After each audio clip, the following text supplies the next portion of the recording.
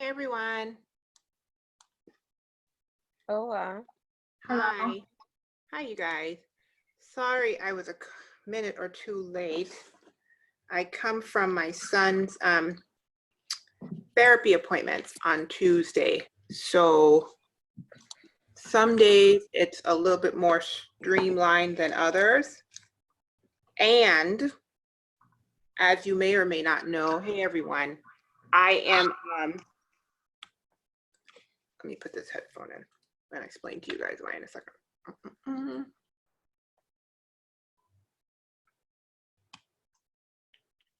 Okay, can you guys still hear me? Yes. Yes? Okay, wonderful. I have started a new job, and so Tuesdays have become my longest days. So today was interesting because I remembered that I can actually work remotely. So while my son was at therapy, I took my computer with me to work in the car. So I'm still trying to get my pattern on Tuesdays down. So needless to say, when I got home today, it was just a few minutes to like turn everything around. Okay, let me make sure nobody's. Okay, wonderful. Hey everyone. All right, so today I am wearing my headset because typically I'm up here in my bedroom and my husband does not come into the room. However, he told me he may need to walk in here for something. And so I put my headset in because that way he cannot hear. If he happens to like walk past me in the back, he can't hear if you guys are saying anything because I don't want him, I don't want anybody to feel like he overheard something. So that's why my headset is in today, because he said he might have to come in and grab something. All right, how's everybody doing? How's the past week been? Anybody have any wonderful news that they could share that happened to them in the past week? Oh, before we go, I'm starting without prayer. I apologize.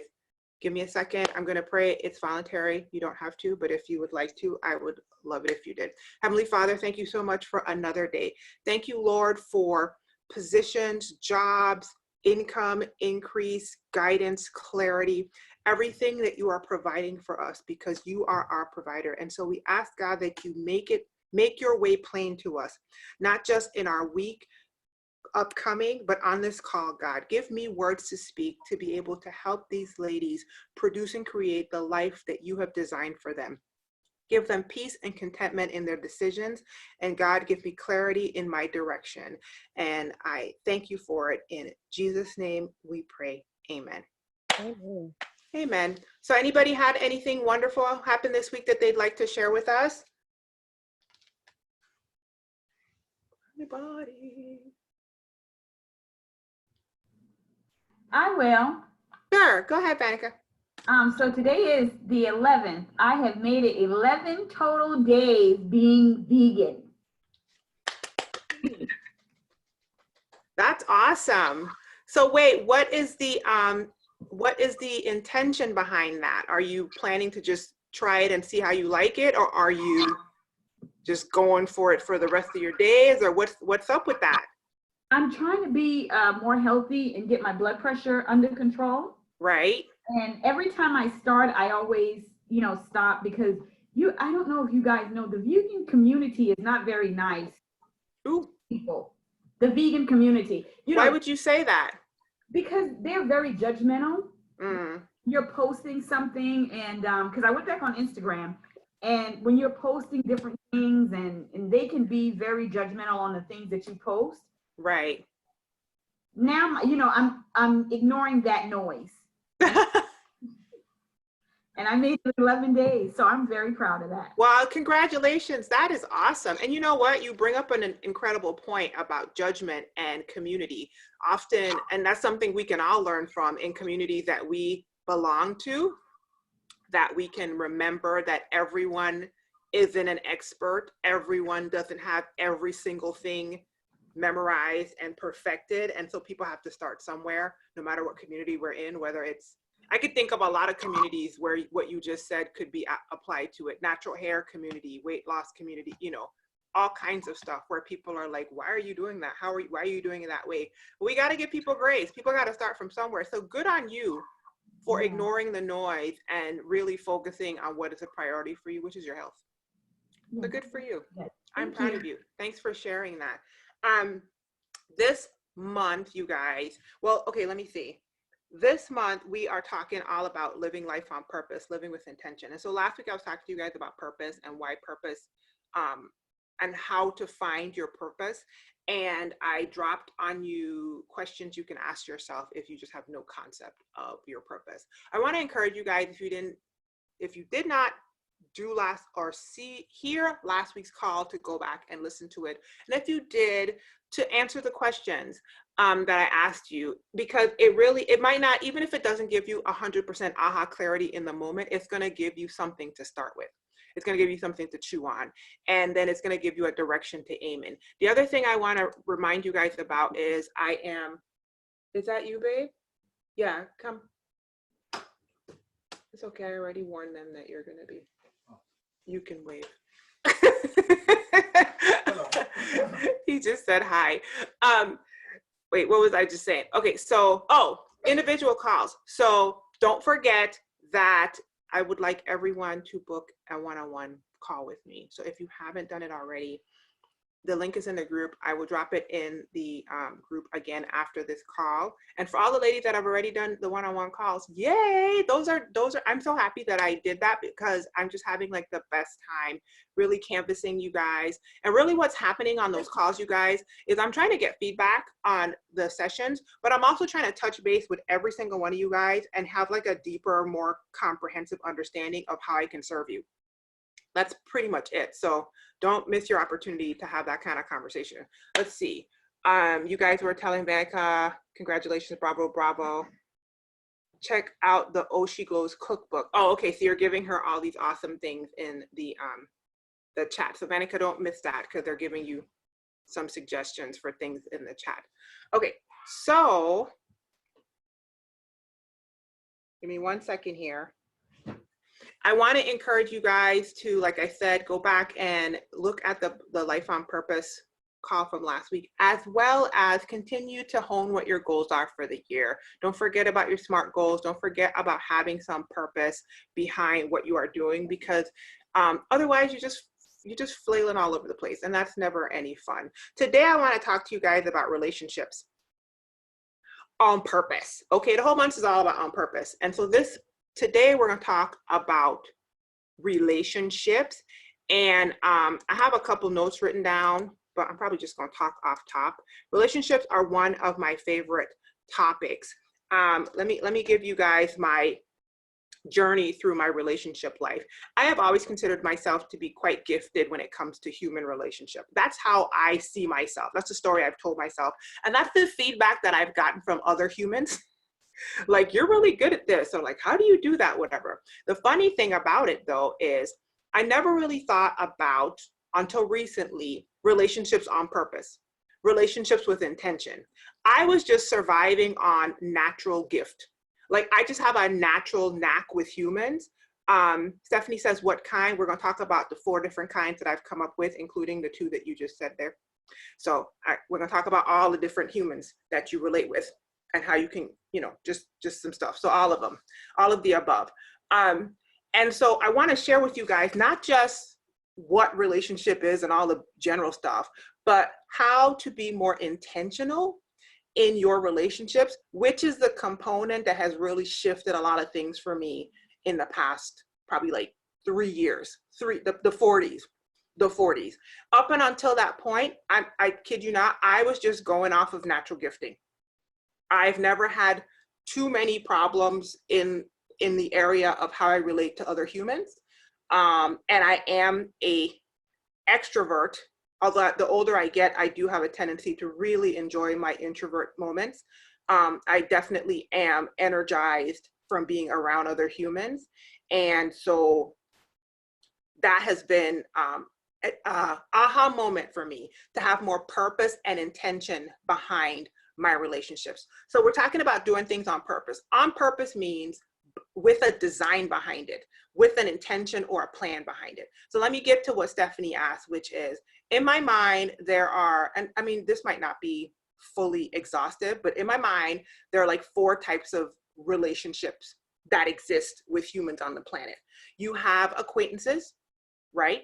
You have family members. you have friends, and then you have romantic relationships, right? So Stephanie, your question of like platonic or romantic, the romantic relationships are the last category that I just said. Would And you then mind basically repeating that? You said acquaintance. acquaintances, family members, friendships, and romantic relationships, right? So the notes I wrote down was just to keep it all straight. I'm just gonna flip over for a second and just kind of rattle this off real quick. So let's just go with the lower level version of a relationship, right?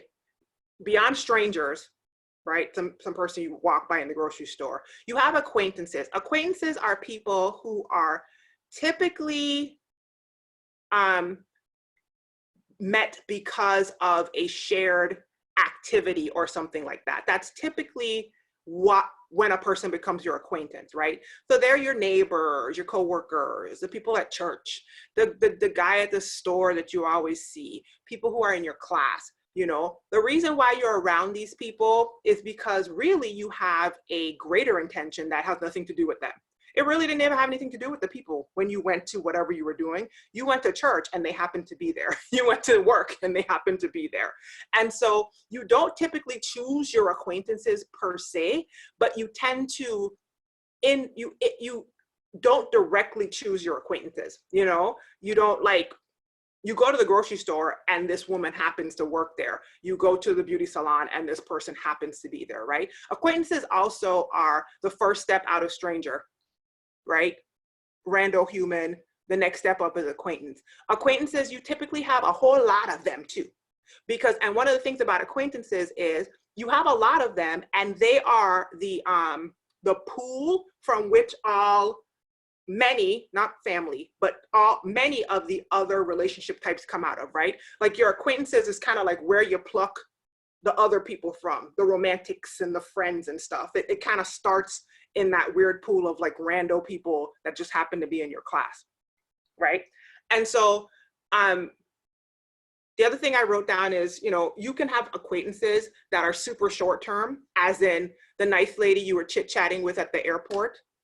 Or you can have acquaintances that are like super long term. Like I've been at church with some people for 20 years, you guys, and I would still consider them to be acquaintances. These people have very low access to you. Low access. And access is one of those things I want you guys to keep in mind when you're thinking about purpose. Like really intentionally thinking about relationships that you're doing with some intention behind them, right? So what's the purpose of an acquaintance? What's the point of having all these humans around? Like, why not just hang out in your house, hide from all the humans, and every once in a while just pluck a friend or a romantic relationship, not even a friend, just pluck a romantic relationship from like an app. Have like, no, don't be around the people, right? So I wrote down acquaintances are important for social interaction. Humans just in general, like there are like a bajillion studies that show that humans that have more social interaction actually are healthier, and like we're kind of built for that. I mean, introvert or extrovert notwithstanding, but just we're built for social interaction. They do studies on seniors who are more isolated and they have a higher chance of healing when they're in social interaction. So the acquaintances kind of, you know, it's important to get out among the humans for, if nothing else, for the selfish purpose of being a healthier human, for interacting with the humans, right? The other thing about acquaintances is a lot of the purposes in acquaintances are more self-focused. I don't want to say selfish, but a lot of times when you're, like I said, when you're around an acquaintance, it's not like you're thinking, oh, I'm going to see Sandra. You're like, I'm going to church. I'm going to tennis. Like Sandra just happened to be there. You barely know her name. She's like the chick that wears the pink glasses. You know what I mean? So it's more like, it's more, so when you're thinking about those types of relationships, you want to realize that they are going to be more selfish. Like you're going to be thinking more about yourself. The other thing I wrote down is community. Like I said, there's a pool of people for you to choose all these other people from that are going to be higher in the list of people on purpose. And you want to have activity partners, right? I mean, life is to be lived. You want to go jump out of a plane. You want to go do that with somebody. You want to go to the, whatever, you want to, you know, go skating. You want to go do that with somebody. You know, you don't want to just imagine life if you were just like, you went to a skating rink and it was just you skating around in a circle by yourself. for 2 hours. You know, you may never know the name of the chick that always wears the stripy colored socks every time she comes skating, but she makes your skating experience better, right? So that's the lowest level of people beyond strangers. Now let's move up. Next relationship. So what I want you guys to think about when you're listening to me is how intentional can you be with these types of relationships? So think about this. If acquaintances are basically the general pool from which you pick the other groups of people, and it tends to be surrounded around certain activities or things that you're doing, you could be very intentional about what groups of acquaintances you stick yourself in. If you don't want to meet a bunch of people that are club folks, don't spend a lot of time at the club. If you like books, go to the library, find a book. You know what I mean? You could be very on purpose about even the randos that are around you. You know what I mean? If you want a bunch of young people and you go to your church and your church is all like 55 and over, maybe that's not what the pool of acquaintances you want to choose people from. You know what I'm saying? Like, you can be very intentional about that. So think about that. Next step up, family members, right? So family members clearly are people who you are related to. You tend to be brought into relationship with them, not of your own choosing, except for romantic ones. We'll put them in their own category, right? And so you are with family members because of blood or marriage or other people's romantic relationships, right? So like your mama, your brothers and sisters, or your aunts, your uncles, your stepmother, or your aunt's second husband, stepson, you know, all these people are what comprise your family, right? Now, family members are typically comprise your longest relationships, because there's going to be somebody in there that was the main family member that was your caretaker, typically a mother and father, but not always, right? And they knew you from jump. They was changing your diapers, and the longest you've been on this planet, they've known you. You've been here for 33 years, they've known you for 33 years.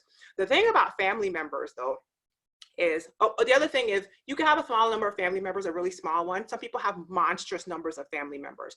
The thing about family members though is they don't always get default versions of access. That's what I'm trying to say. So acquaintances have low access. You're not just gonna walk up to the guy that's always at the skating rink and like pour your heart out to him, unless you're trying to bump him up into a friend. Family members, those are tricky relationships, you guys, because family dynamics, some people assume that high access is a default. And high access is a default when you are a kid and you are basically part of the family and their role is your survival. Right? Like, you can't really hide a bunch of stuff from your caretakers and your mom and everything like that. However, if you have a toxic relationship, a toxic parent, a toxic brother, all that kind of stuff, there is nothing that says that you can, there's nothing that says that you, I'm sorry, I was seeing that Stephanie put something in the chat. There's nothing that says that they have to have high access.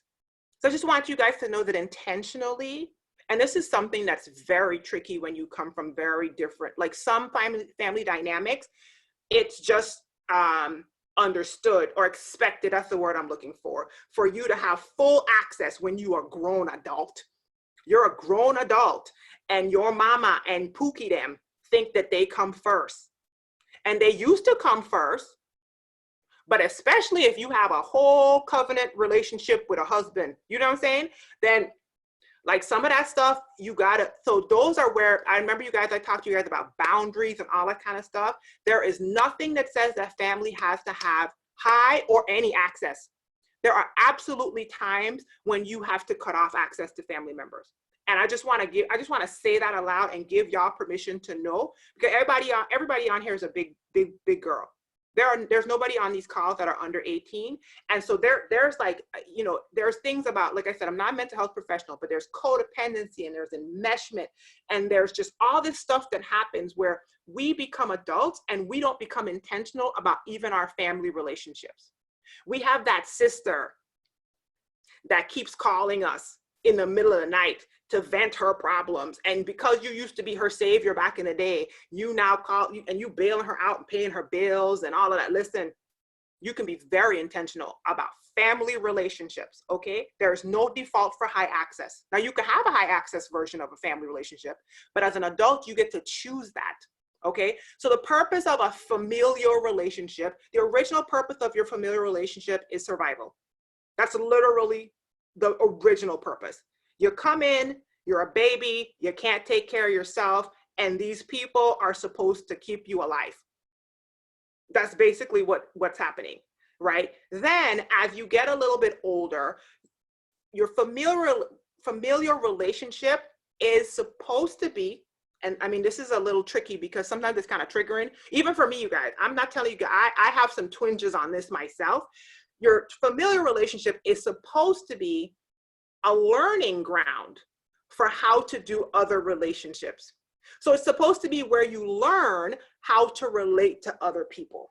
And it's supposed to be where you learn how to communicate well with other people. And it's supposed to be how you learn, where you have an opportunity to practice trusting people and seeing what that's about. And you get to practice respecting people and seeing what that, you see what I'm saying? And you get to practice what supporting somebody looks like, you know, and you get to practice love. And they're supposed to teach you, and they're supposed to be like guardrails around you, and they say, okay, sweetie, and that. Unfortunately, as we all know, that's not always what's going on, okay? Sometimes you just stuck in survival, and that higher, more mature version of your familiar relationship on purpose doesn't always happen. And it's heartbreaking when you realize that, but I'm gonna give y'all something. God is a provider, and sometimes when you get to your own level of consciousness, you gotta parent yourself. You gotta learn all that stuff I just told you. When you realize that where you came out of, the school that you came out of, which was your family, they kept you alive. They did the survival part, but they didn't teach you none of these things, or it was just a mess. They just transferred a mess to you. Once you become conscious, under the sound of my voice, you can learn that stuff yourself. Now, listen, I get it. You can be upset, sad, heartbroken that you have to learn it. But you know what? Nobody got a perfect situation. I don't know if there's any such thing as a absolutely perfect family of origin. All of us got screwed over at some point, because especially if you ever have children, you will realize that there's no magic switch that just flips when you have children and you understand everything. You're still a scared little kid yourself. Inside of an adult's body, and they hand you a baby, and you're just like, so what am I supposed to do with this? What you want me to do? You gonna just send me home with him?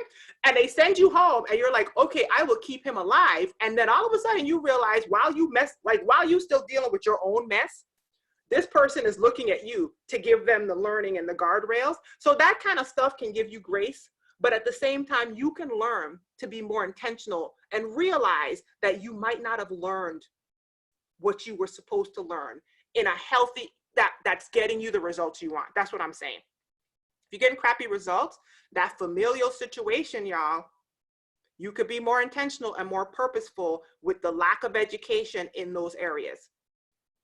So that's what I want you to remember about that. Okay, so that's the second kind of relationship that you have.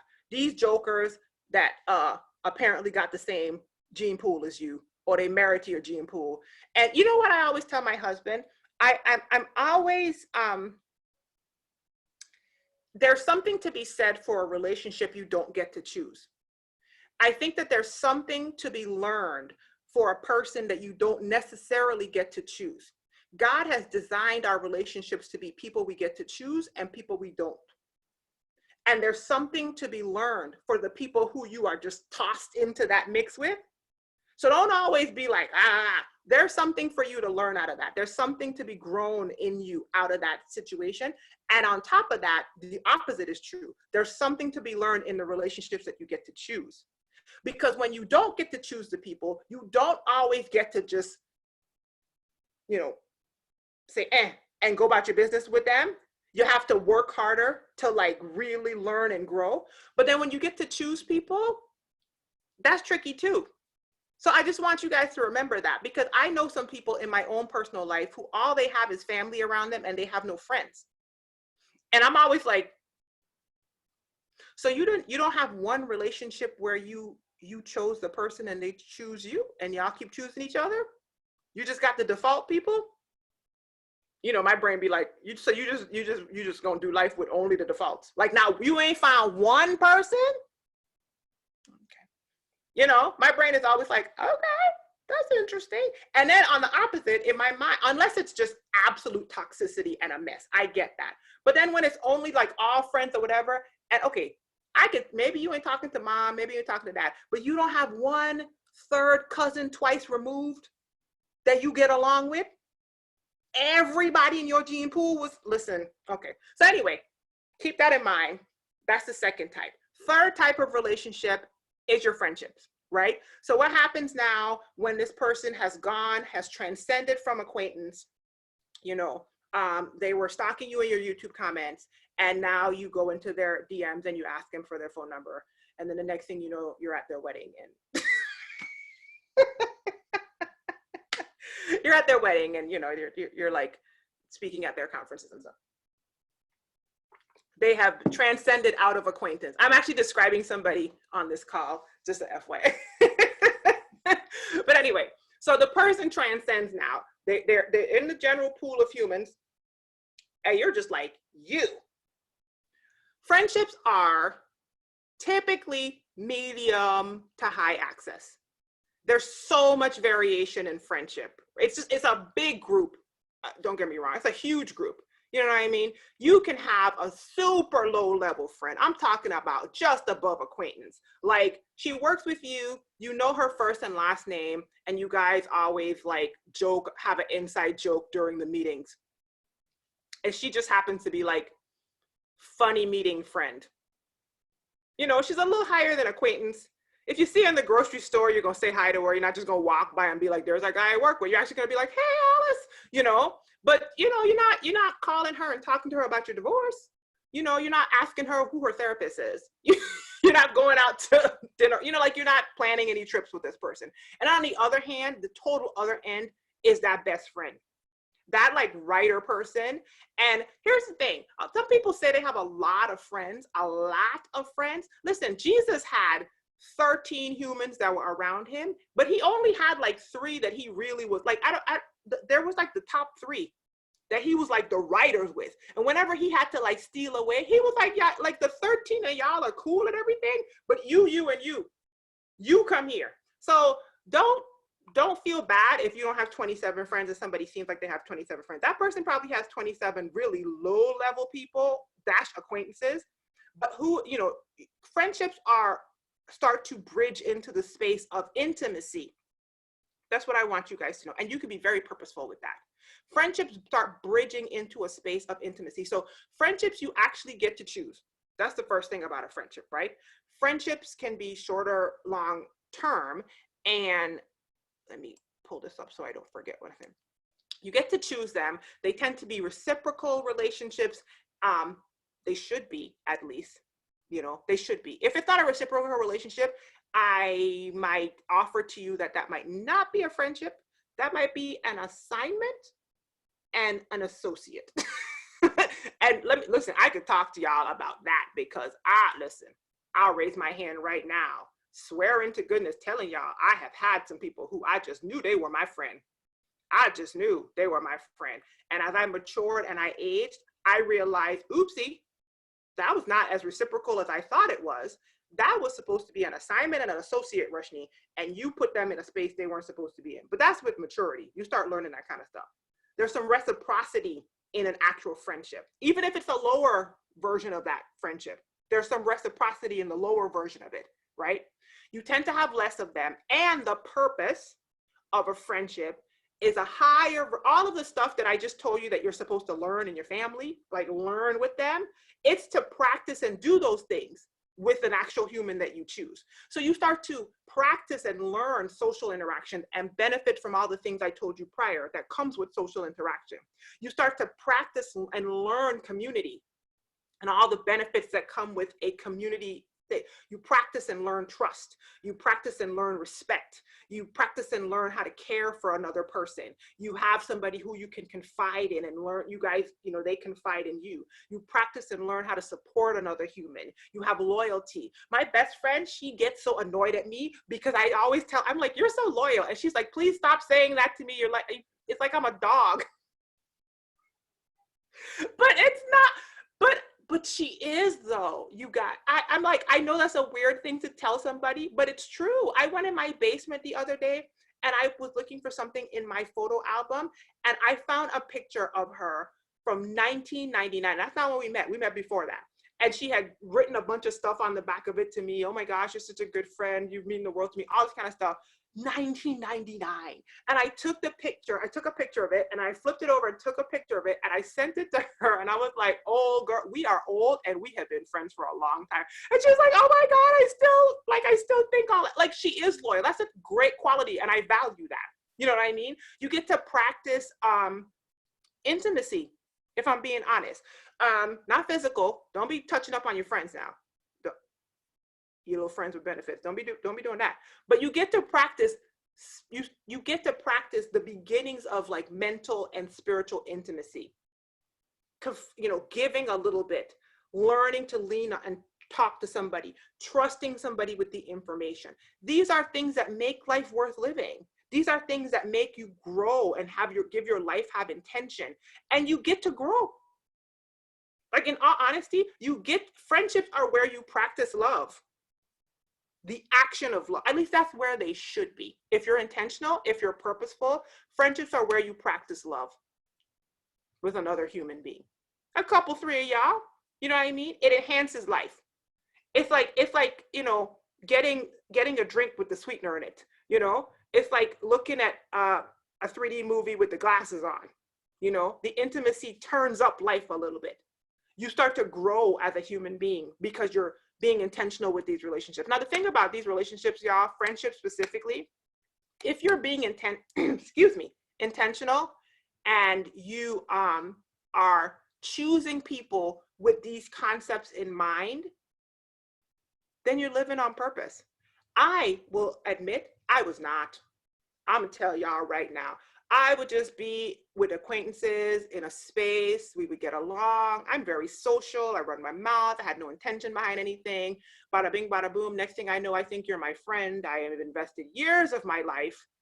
And then one day, you know, whatever maturity hit, 40 hit, I don't know what happened. And something in my brain said, wait a minute. It feels like I'm the one that's always doing this. I feel like I'm the one. I don't know if this is reciprocal. And I don't know if this is, you know, I told you guys very early on in the Shine Calls that I am a giver, and givers attract takers. And it's no fault of their own. You know what I mean? That's just, if you were a taker, wouldn't you be attracted to a giver? I'm just like, if you're in acquaintance land and you ain't really out here checking for Sally, you just care whether you have somebody that skates. And every single time you go skate and Sally brings whatever you need, you become a taker in that space. You know what I mean? So I'm a person where I realized in my 30s that I was surrounded by takers. When I tell you I was surrounded, them jokers had me surrounded. And it was of my own creation.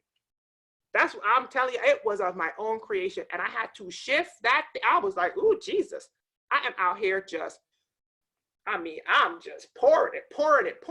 And then stopping for a second and thinking, wait a minute, I am not being very intentional with this at all. Let me stop for a second. It's amazing to me. If I stop getting everybody together, everybody stop getting together. Y'all, if I stop getting everybody together, we don't get together. What's happening? Like, even if, like, stuff like that, where that's what I mean about being on purpose, being intentional with your relationships. Because nowadays, that was, 3-4 years ago, Rushni, maybe 5 years ago, Rushni, there has been some slow shifts and there have been some quick shifts. Some people just dropped off. I just stopped what I was doing with them and they just were nowhere to be found. And as painful as that was, I was like dying. Wow, Rushni, wow. Then there were some other people where, they stumbled and they stutter stepped, but they stayed on the ride. They were like, oh, I like this new version of you. And then I promise you, there was some people who fell off, busted their whole head wide open, fell off, and came back. I got one person in mind, came back a whole year later and was like, excuse me, I still need to be in your life. I need to, what happened? I need, like, come back. And I'm like, hey, you know, but that's with intention. Because when that specific person came back, I'm gonna tell y'all the story. When that specific person came back, I told them the version of us that existed is dead. Because she's dead. The girl that you was sucking dry, she's dead. Right? So if you want us to have a friendship, we have to have a friendship that's more reciprocal and more honest and more open. And we sat there and we talked about all kind of stuff that we had never spoken about. And we have been friends for almost 20 years, friends. You hear me? And I'm talking, that's the kind of intention I'm talking about, because when I move forward, I want things to be more purposeful, because purpose with a plan behind it just bears more fruit. So keep that in mind, you guys, when it comes to bumping people out of the acquaintance zone. When it comes to bumping people up out of the acquaintance zone, no matter who they are. You know what I mean? You could be the person that goes to work and don't want to have no friendships. You don't want to have no office friends. And that's fine. I mean, that's your choice. You do realize though that comes with less social interaction, you know, like all that kind of stuff, but that's your choice. But I do encourage you to be intentional when going toward those, choosing those types of relationships, or at least when one is already naturally developing, to take 1 second and kind of step back and think, do I want this person to have access to me? How much access am I willing to give? What kind of boundaries? Because it's easier to set that stuff up at the beginning of a relationship developing than to have a whole entire experience with somebody for a year or 2 or 3, and then try to skirt back in and chip boundaries into something, because it's rough when you do it that way. It has happened. It doesn't always work. I'll tell you that out of my own experience, but it's a hard thing to do. So that's the third type of relationship. The fourth type of relationship, your romantic relationships, right? This person was an acquaintance, you know, you were at the grocery store, you locked eyes over the cabbage. Next time you were in the grocery store, both your hands picked up the pickles at the same time. Oh my God, aren't you the chick from the cabbage? Ha ha ha. Whatever. Next time, both of y'all need socks. Oh my God, we keep running into each other. This must be Providence. Hi, grocery store friend. Next thing you know, y'all bump into each other over by the lotion, and y'all like, okay, we need to, like, I don't know, give me your phone number, girl. Ha ha ha. Right? Y'all texting back and forth. Da da da da. Y'all find out y'all have something in common. Blah blah blah. Next thing you know, you want to go to book club with me. Next thing you know, blah blah blah. Next thing you know, da da da da da da da da. Or he da da, and then on he, and then all of a sudden he is your boo. Right? I'm not switch genders, but I was telling the story and then I realized I need to switch genders. So anyway, focus. Y'all focus. Okay? You know what I mean. Anyway, so now he's your boo. Right? Y'all are like, we're going to be exclusive. It's me and you against the world. Boo, boo, boo. Okay? What is the point of a romantic relationship? First of all, a romantic relationship is typically only have one at a time. You only should have one at a time. That's my goal. Some people, you know, they dating or whatever, but in my mind, dating is fine. That's fine. But in my mind, that's not like the one at a time tip top person. But you have multiple romantic relationships. Some people do over their lives. Some people find one person and that's it, but that's not always the case. But you know, you're vetting people, because the romantic relationship typically is the highest one that you end up having on the planet, right? So one at a time, and they typically have the highest access to you. So if you look at it from a biblical standpoint, and you end up eventually having a boyfriend, girlfriend, and or spouse, if the person becomes your spouse, they are supposed to be the top person. It's supposed to be Jesus than them. Above you, they're supposed to have the access, okay? It's supposed to be naked and unashamed. And that's where things like the highest level of intimacy with another human is supposed to happen, right? So physical intimacy, clearly, spiritual intimacy, mental intimacy. And these are things that don't automatically, it's not like you walk down an aisle. First of all, Zion is downstairs screaming his head off over a video game. So if you guys hear screaming, my kid is not dying. He is distraught right now. And I apologize if you hear screaming in the background. But that's where, that's the purpose. That's the optimal purpose of a romantic relationship. To start with an intention to do that, and then to grow that thing throughout the years. I'll give y'all a fun fact. Nobody who gets married on the day they get married is, I always laugh because, you know, we promise to love and all this kind of stuff. Girl, you ain't loving him yet. I'm gonna hit y'all with the some hot information. You ain't loving that man yet. You just in a dress coming down this aisle, telling everybody my intention is to try my best to do the actions of love. When you get the dress off and all of this, and your wedding night done and all of that, right? And y'all, all the hormones simmer down. Now is when the loving starts to happen, because love is an action. Okay, I'm gonna get y'all together. Love is an action. Love is not them pheromones and stuff rolling all through your system. That's not love, boo-boo. Okay, love is patient and love is freaking kind, and love is when you want to snap his neck, and then you stop and you're like, love is when you start to grow. And hey, guess what? That is one of the biggest purposes of a romantic relationship, right? So romantic relationships, you directly get to choose who this person is, unless you live in some culture where you don't. But here in America, we get to choose. We elevate them out of acquaintance. We elevate them through friendship most of the time, the majority of the time, and they become the creme de la creme de la creme, right? You got one of them jokers, you got the highest level of spiritual intimacy that you can meet with another person, not at the beginning, but you grow into it. You have the highest level of mental intimacy that you can have with a person, and not at the beginning, but you grow into it, and you have the highest level of freak nastiness. Okay, the marriage bed is undefiled. Y'all smack it up, flip it, rub it down, whatever y'all. All of them cabbages and pickles that y'all met over, do what you must with them. Why are y'all listening to me? Anyway, the other thing about, okay, so the purpose behind a romantic relationship is what I just said to you. First of all, it is the highest level of you practicing love. It is the highest level.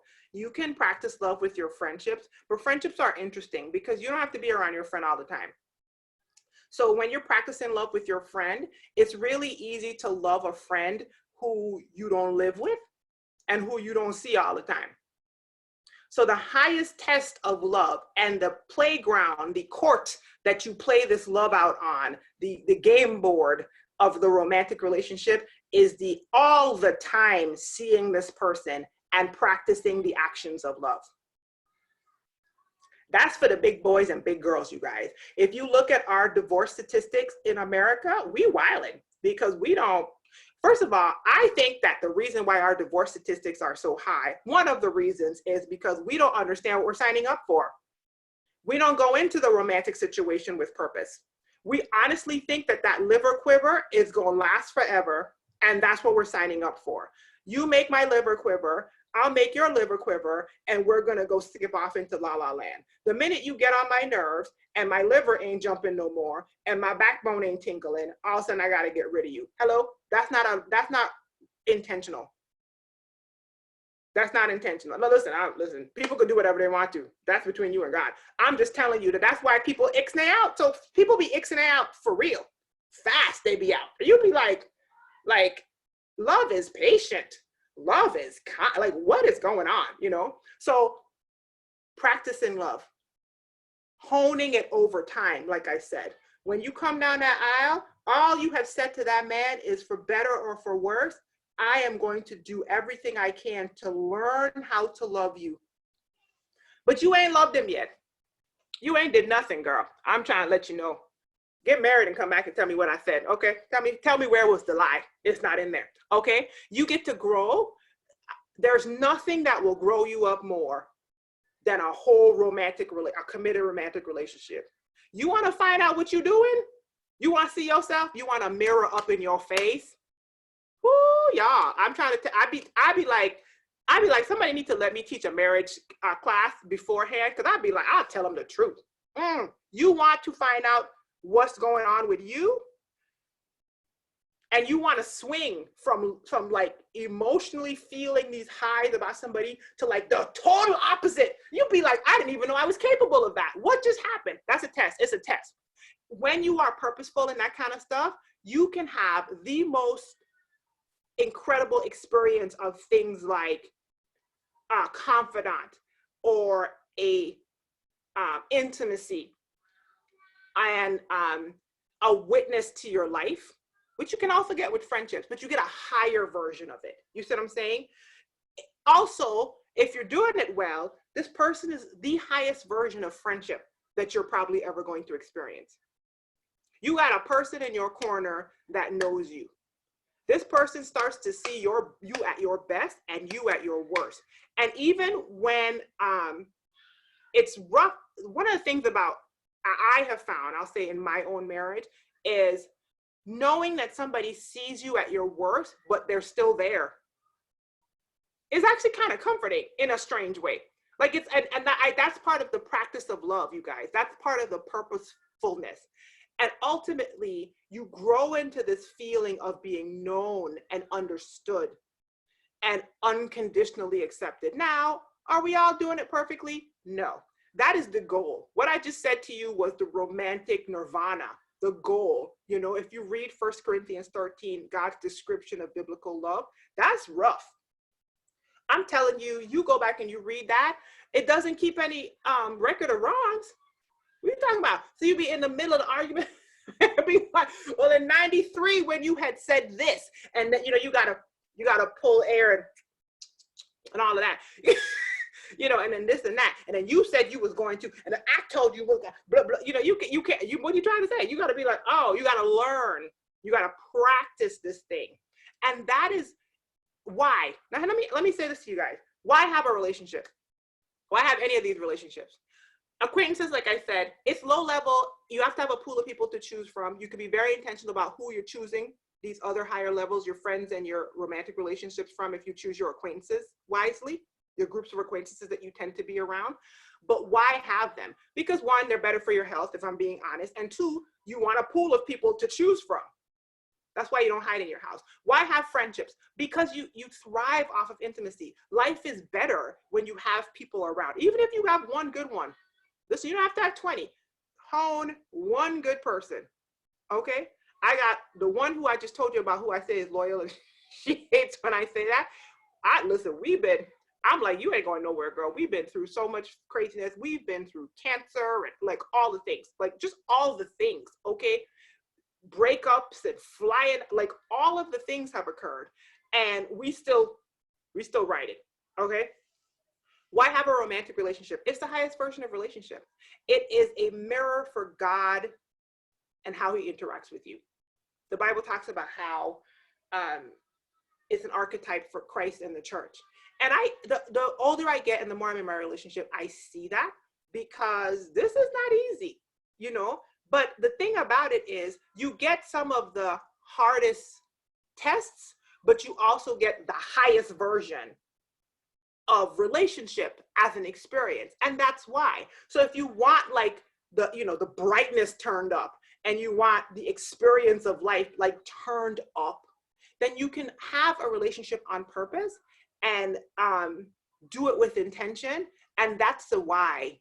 That's the why behind picking and choosing these things in that manner. So hopefully this was helpful. Hopefully this gave you something to think about. Like I said, I was very unintentional, you guys. I'm not even joking. Some of the stuff that I've said to you guys was learned in this, a lot of it was learned in the School of Hard Knocks. I wish I had the prefrontal cortex and the understanding when I was younger for somebody to sit me down and my whole brain could have understood what they were talking about, because I would have saved myself a lot of pain, because I'm a person that is energized by humans, and I'm also hurt very deeply by humans. And so when you're very unintentional and you're not on purpose with your relationships, but you're good at gathering people around, you get a lot of hard knocks. You know, and you have to learn sometimes that the reason why, this was something I had to learn, you guys, the reason why I'm in the situations I'm in is me. I have to tell myself, Rashmi, not being intentional, Rushni just letting any old body up in here. The first, you know what I mean? The first person that laugh at your joke and say they're gonna go to this concert with you, they're your bestest friend. And they're not. You know what I mean? But it's not like that anymore. 43-year-old Rushni have a whole different attitude. And like I said, some people have baited through, some people slid right in. Listen, the transition was smooth. They was looking at me like I was crazy. They was like, I had thinking about one of my friends. She was like, girl, you used to be saying some stuff back in the day. To be like, what are you talking about? And I was like, why did you punch me in the head? Like, girl, I was talking crazy, you know? Whereas I said, some people fell off and they done jump back on, and some people fell off and God bless you. You know what I mean? That's where you are. And so does anybody have any questions, comments, anything they want to share about relationships in general? If you have a lot of questions, I can answer in the group, or I could just do another, you know, video or something for you guys, but hit me with it. Anything. This was just really good overall. So thank you for sharing. But thank you. I really struggle with even wanting people in my acquaintance circle, friend circle. Mm-hmm. I mean, family you can't choose, but and then romantic, of course. But you know, I really struggle with wanting people to be in the friend and acquaintance circle. I just don't want to deal with their messiness. Right. And I was gonna say, is that from that hurt? I need to grow in. But the thing is, you don't, like I said, you don't have to have a big number of people. I mean, acquaintances, by default, you have acquaintances. I mean, don't you work or go to school? Yeah. Right. I mean, look, there they are. Oh yeah, yeah. They right there. Yeah, they are. Yeah. They are. I have found that the friendships that I have, I've let in the past year 3 of them go, because it was always me pouring into them and I wasn't getting anything out of it. It was just stressful. Right. So I let that go. But I just feel lighter without them, and I feel like I shouldn't feel like I should feel like I should want to be around.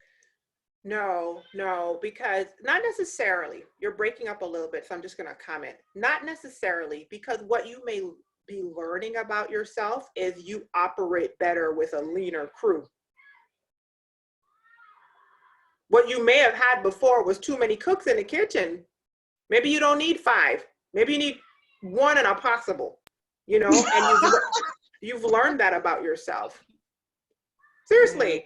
There's nothing wrong. You don't have to have 20 people around you. You don't even have to have 5 people. You may have had 6 people and 6 takers draining you. And maybe what you need is one comparable peer that's a giver. And both of y'all just give each other into the ground and skip off into everywhere. Yeah. You know, because you could have been surrounded by too many people. Too much. Just too much energy. And like I said, as people age, you know, they kind of simmer in. You have a better concept of what you do and don't like. And maybe the young version of you felt some need to have, you know, because I didn't really go into like need love and all that kind of stuff. People who tend to be givers also are oftentimes, not always, doing that because they need to feel needed. Oh, yes. Yeah, so that's me, right? And so maybe you've grown so much that need to have so many people around you, like sucking at your, you know, at your teats. You gotta feed everybody. You don't need that anymore.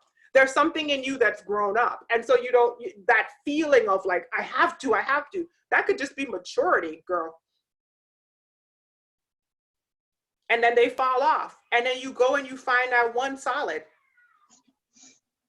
I didn't think about that. You know? And you have your boundaries. The thing that I'm learning, I'll tell you what I'm learning about it. You put that thing out there, and sometimes especially when you're a need love person, you think, oh my God, nobody's ever going to come. They're going to come. They're going to come. The problem is you never recognized them before because they were too solid and you were too busy accepting the takers. And when you start getting more solid and you get more like peaceful in your spirit, and you kind of like walk out into the world and you offer a boundary to somebody, the healthy people say, oh, okay, thanks for letting me know that. They're happy, the jokers be happy. Thanks for letting me know. Matter of fact, here's 7 of my boundaries since you brought it up. Don't call me after 10. You'll be like, dang, we just, you know, seriously, that's literally been my experience. where you think, oh, I'm never going to find anybody. And then you're like, oh, I didn't recognize these people. I wasn't looking for this. I was looking for something else. I was looking for the taker spirit. Yeah, I didn't think about that. Okay, that's very good. Thank you. You're welcome. Anybody else? I have a question. Yes, ma'am. Okay, so what you were saying about your friend, like a year later, she came back around. Mhm. I'm in that dilemma right now. I don't even want to say she's a friend anymore, but I always noticed that she always called me when she needed something, a ride to the airport, a couple of dollars. But, you know, she never ever called me just to say, oh, let's go to lunch, or how are you doing, anything like that. So now she's sick, and I hadn't spoken to her in 2 years, and now she's calling me now, and I'm struggling with, I don't want to go back. I don't want to be her friend at all, but I feel bad because she's sick and she's reaching out. Is she reaching out to get something from you, or is she just reaching out because she's sick? Like, what's the intention behind her? She hasn't said why she's reaching out, but normally when I would call her, she wouldn't call back. Or if she says, oh, I'm busy right now, she wouldn't call back. I was always texting, calling, dropping by, suggesting we go places and do things. And then I got to the point where I'm like, you know what? The only time I ever hear from you is when you need anything. I didn't say that to her. We had, and just the last time she called me, I let it go. And Yeah. for 2 years, but now that she's sick and she called me and she left me a voice message and I called her back, she actually is returning phone calls, but I'm struggling because I don't care that she's returning phone calls now. I just don't want to go back. There it is. Well, first of all, I have my situation's a little bit different than that. So it's not exactly the same, but I'm gonna tell you this. As soon as you said, I feel bad because she's sick, I thought, you don't want to be her friend. Fear, obligation, and guilt. It's FOG. Remember that acronym. You don't do things out of fear, obligation, or guilt. Okay. That's unhealthy. So you get to choose how much access you are willing to give her. That's up to you entirely. So if you don't want any access, you don't have to give it to her. If all you want is a random phone call every once in a while to make sure she's okay, then you give her that. But if you can tell yourself, Annika, but if she starts asking me for stuff, if she starts calling me every day, I'm not willing to give her that. And then you just have to clearly communicate that. Oh, don't pick up the phone. Listen, I have become the queen of don't pick up the phone. Oh, I love it. I just look at the phone and I smile at them. They calling me. Nope. And I'm doing this with family. Do you hear me? Yeah, listen, you can decide I'm going to talk to her every other week for 15 minutes. My favorite thing to do is to call people when I'm on the way to something. So then I got to get off the phone. And now I just be making up stuff. Oh, I have a job. I got to jump on and do my time. I don't have to jump on and do my time. I could work whenever I want to during the day, but you don't know that. You got to get off this phone. So Danica, that's up to you. If you don't want to talk to her, don't talk to her. That's the big girl version of it. But if you feel like I would like, who knows, maybe she's having some like come to Jesus moment because she's ill and she's changing. If you want to give her a few minutes on a telephone call every other week, that's up to you. But you never go back into a situation out of fear, obligation, and guilt, girl. You go back into a situation out of love and intention. Okay. So you make me a bad person. No, you're a grown person. That's grown woman stuff. Okay. That's grown woman stuff. And anybody who tells you something different, you need to just stand back and look at how they're handling their boundaries. Because people who don't honor boundaries will always advise you not to honor boundaries. But then there'll always be the frantic, crazy ones running around because they ain't got no boundaries. And you'll be like, I don't want that. Like, you don't have to tell them that, Danica. You know what I'm saying? You just observe. You observe. I don't want what you have created. So the advice you're giving me is how to create what you created. I don't want that. So you just smile at them. You see what I'm saying? If you want peace and you don't want your time to be taken up with a person who you have not intentionally chosen for your time to be taken up with, you decide how much access you give that lady. There's nothing wrong. I have people like what you have just described, and they had operations, and I went to the hospital and visited them. And that's the only act that was all I was willing to do. You alive? Girl, you good? Okay. I'm gonna come back in a couple days. Make sure you still alive. You alive? When they come out the hospital, I text them a few times. You good? Okay. And then that's it. Like literally the next time this one person, the next time I saw them was when somebody else had an operation and I was cocked up in the person. This was a good friend. I'm cocked up in the person hospital room every night, running my mouth. And she walked in the door and I was like, hey girl, last time I saw her was her operation. Girl, you get to decide. You get to decide. See, the difference was the friend that I just told you about, she reached out. Like she got shut off because there was a huge boundary misstep and grown Rushni, don't play that no more. Like I was like, here is the ought that I have against you. And she just kept doing what she was doing. And I was like, okay, no. And I just shut it off. And I think that took her by surprise because back in the day, I would let you tromps all in my boundaries. I would just let you be in there doing a whole Cirque du Soleil act all up in my boundaries, okay? And I shut it down. That's how it was with her. Listen, a whole, when I made the decision not to let her in my space anymore, I cried because I loved her. Mm-hmm. I cried, you know, not a romantic love, but like a sisterly love. Absolutely. I just couldn't do it anymore. Yeah. But what I'm saying is what I had is different than what you described, because what I had was a specific reach out, like you, me, talk. I don't know how to get our friendship back to where it was. I just know I don't want this to continue. I don't, like the person literally was like, I don't know if I want to do life and you're not my friend. I don't know what to do, but I know something has to happen. What do we do? Not okay. Like they were very specific with me. And I was like, okay, let's talk. Okay. Let's see. Like, what you got? But that was because I chose that. You know what I mean? I could have easily been like, no, I'm good, love, and joy. I could have said that too, but that's not what I said. You know what I mean? Because in my mind, I was like, okay, I'm willing. And it's not like we went right back to where we were by any means. Like I told you, that version of us is dead. If we have a friendship, we're building something different, you know? Okay. And so that's ultimately your choice. You're not a bad person at all. You're a grown-up who has 24 hours in a day, and you get to choose what happens with every single one of those 24 hours, especially who gets access to you in those relationships. You absolutely get to choose that. Okay. All right. Thank you. Yes, ma'am. All right, you guys, it's 8 o'clock. I will, if you have any other questions, throw them in the group, in the Shine group, and I will answer them. You know, I didn't even look. Did anybody put anything in the chat besides? I stuck it over to the side. Oh, y'all over having a whole conversation without me. What? Okay. Okay. Oh, Saran, I didn't see that. I did see that she fell off, but I didn't. I apologize. Y'all are in here. Yeah, about marriage. Listen, don't start me with a whoo. I could do whoo. What up, guys? I know. You know what I mean? With a, I could do a whole and whoo about this marriage thing. Nobody told me. Okay, nobody told me. All right, you guys. I love you guys. Create the most incredible week. All right, on purpose, and keep shining. See you next time. Bye, y'all.